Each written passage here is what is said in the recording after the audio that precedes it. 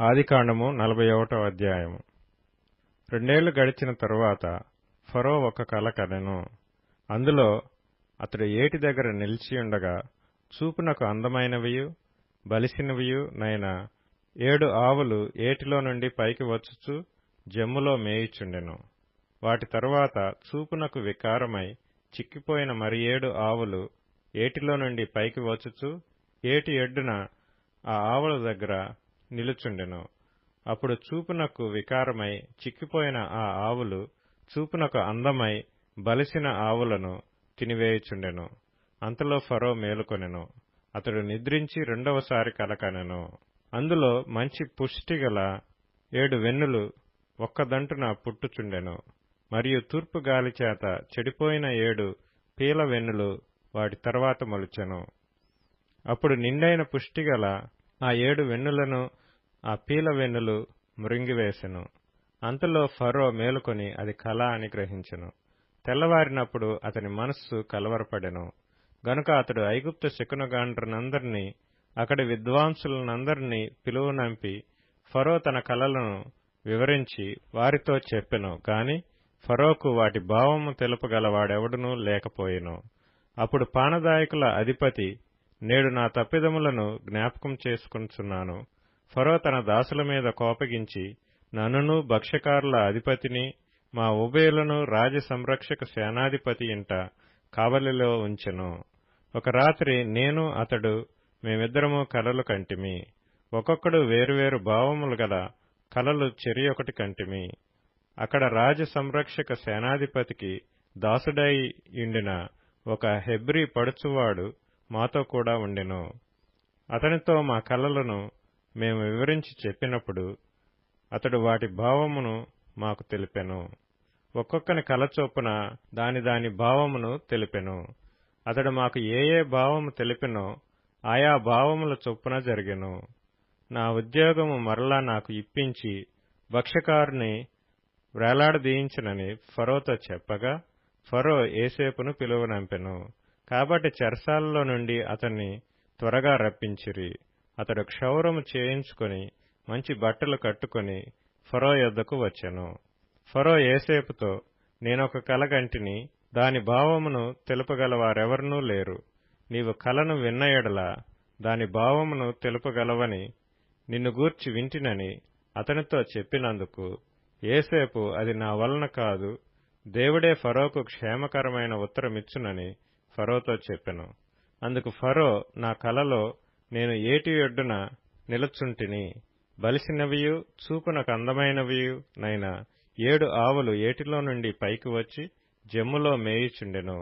మరియు నీరసమై బహు వికార రూపం కలిగి చిక్కిపోయిన మరి 7 ఆవులు వాటి తరువాత పైకి వచ్చెను.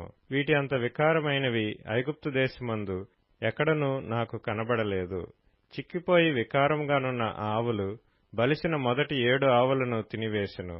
అవి వాటి కడుపులో పడెను గాని అవి కడుపులో పడినట్టు కనపడలేదు.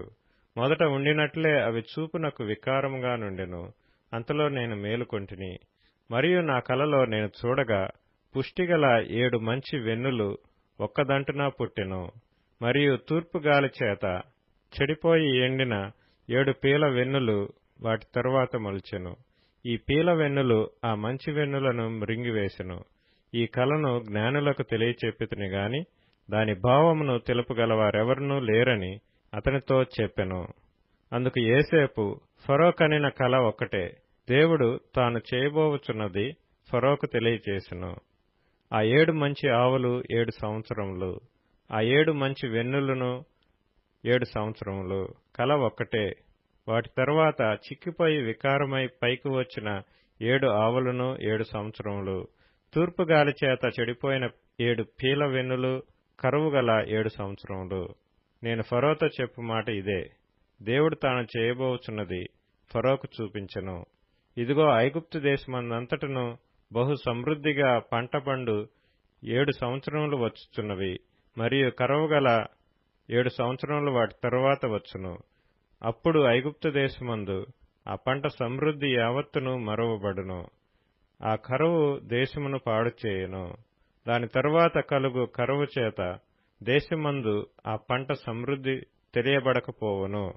ఆ కరువు మిక్కిలి భారముగా నుండును. ఈ కార్యము దేవుని వలన నిర్ణయింపబడి ఉన్నది. ఇది దేవుడు శీఘ్రముగా జరిగించును. అందుచేతనే ఆ కల ఫరోకు రెట్టింపబడెను. కాబట్టి ఫరో వివేక జ్ఞానములు గల ఒక మనిషిని చూచుకొని ఐగుప్తు దేశం మీద అతని నియమింపవలెను. ఫరో అట్లు చేసి ఈ దేశం పైన అధిపతులను నియమించి సమృద్ధిగా పంటబండు 7 సంవత్సరములలో ఐగుప్తు దేశమందంతటను 5వ భాగము తీసుకొనవలెను. రాబోవు ఈ మంచి సంవత్సరములలో దొరకు ఆహారమంతయు సమకూర్చి ఆ ధాన్యము ఫరో చేతికి అప్పగించి ఆయా పట్టణములలో ఆహారమునకై భద్రం చేయవలెను. కరువు చేత ఈ దేశము నశించిపోకుండా ఆ ఆహారము ఐగుప్తు దేశంలో రాబోవు కరువు సంవత్సరములు 7 ఈ దేశమందు సంగ్రహముగా నుండునని ఫరోతో చెప్పెను. ఆ మాట ఫరో దృష్టికిని అతని సమస్త సేవకుల దృష్టికిని యుక్తమై ఉండును గనుక అతడు తన సేవకులను చూచి, ఇతని వలె దేవుని ఆత్మగల మనుషుని కనుగొనగలమా అని అనెను. మరియు ఫరో, దేవుడు ఇదంతయు నీకు తెలియపరచును గనుక నీవలే వివేక జ్ఞానములు గలవారెవరనూ లేరు. నీవు నా ఇంటికి అధికారివై ఉండవలెను. నా ప్రజలందరూ నీకు విధేయులై ఇందురు. సింహాసన విషయములో మాత్రమే నేను నీకంటే పైవాడనై ఇందునని యోసేపుతో చెప్పెను. మరియు ఫరో, చూడుము, ఐగుప్తు దేశమంతటి మీద నిన్ను నియమించి ఉన్నానని యోసేపుతో చెప్పెను. మరియు ఫరో తన చేతినున్న తన ఉంగరము తీసి యోసేపు చేతిని పెట్టి సన్నపు నార బట్టలు అతనికి తొడిగించి అతని మెడకు బంగారు గొలుసు వేసి తన 2వ రథం మీద అతన్ని నెక్కించెను. అప్పుడు వందనము చేయుడని అతని ముందర జనులు కేకలు వేసిరి. అట్లు ఐగుప్తు దేశమంతటి మీద అతన్ని నియమించెను. మరియు ఫరో యోసేపుతో, ఫరోను నేనే, అయినను నీ సెలవు లేక ఐగుప్తు దేశమందంతటను ఏ మనుష్యుడును తన చేతినైనను కాలినైనను ఎత్తకూడదని చెప్పెను. మరియు ఫరో యోసేపునకు జప్నత్పనేహు అని పేరు పెట్టి అతనికి ఓను యొక్క యాజకుడైన పోతీఫెర కుమార్తెయగు ఆసెనతునిచ్చి పెండ్లి చేసెను. యోసేపు బయలుదేరి ఐగుప్తు దేశమందంతటా సంచరించెను. యోసేపు ఐగుప్తు రాజైన ఫరో ఎదుట నిలిచినప్పుడు 30 సంవత్సరముల వాడై ఉండెను. అప్పుడు యోసేపు ఫరో ఎదుట నుండి వెళ్లి ఐగుప్తు దేశమందంతటా సంచారం చేసెను. సమృద్ధిగా పంట పండిన 7 సంవత్సరములలో భూమి బహు విరివిగా పండెను. ఐగుప్తు దేశమందున్న 7 సంవత్సరముల ఆహారమంతయు అతడు సమకూర్చి ఆయా పట్టణములలో దాని నిలువ చేసెను. ఏ పట్టణము చుట్టూ నుండు పొలము యొక్క ధాన్యము ఆ పట్టణమందే నిలువ చేసెను. యోసేపు సముద్రపు ఇసుక వలె అతి విస్తారముగా ధాన్యము పోగు చేసెను. కొలుచుట అసాధ్యమాయను గనుక కొలుచుట మానివేసెను. కరువు సంవత్సరములు రాక మునుపు యోసేపుకిద్దరు కుమారులు పుట్టిరి. ఓని యొక్క యాజకుడైన పోతీఫెర కుమార్తెయగు ఆసెనతు అతనికి వారిని కనెను. అప్పుడు యోసేపు, దేవుడు నా సమస్త బాధను నా తండ్రి ఇంటి వారినందరినీ నేను మరిచిపోవునట్లు చేసినని చెప్పి తన జ్యేష్ఠ కుమారునికి మనష్షే అని పేరు పెట్టెను. తరువాత అతడు, నాకు బాధ కలిగిన దేశమందు దేవుడు నన్ను అభివృద్ధి పొందించినని చెప్పి 2వ వానికి ఎఫ్రాయిము అని పేరు పెట్టెను. ఐగుప్తు దేశమందు సమృద్ధిగా పంట పండిన సంవత్సరములు గడిచిన తరువాత యోసేపు చెప్పిన ప్రకారము 7 కరువు సంవత్సరములు ఆరంభమాయెను. గాని ఐగుప్తు దేశమంతటను ఆహారముండెను. ఐగుప్తు దేశమంతటను కరువు వచ్చినప్పుడు ఆ దేశస్థులు ఆహారము కోసము ఫరోతో మొరపెట్టుకొనిరి. అప్పుడు ఫరో, మీరు యోసేపు నద్దకు వెళ్లి అతడు మీతో చెప్పినట్లు చేయుడని ఐగుప్తీయులందరితో చెప్పెను.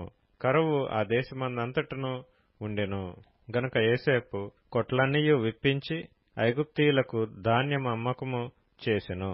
ఐగుప్తు దేశమందు ఆ కరువు భారముగా ఉండెను. మరియు ఆ కరువు ప్రతి దేశమందు భారమైనందున సమస్త దేశస్థులు యోసేపు నొద్ద ధాన్యము కొనుటకు ఐగుప్తునకు వచ్చిరి.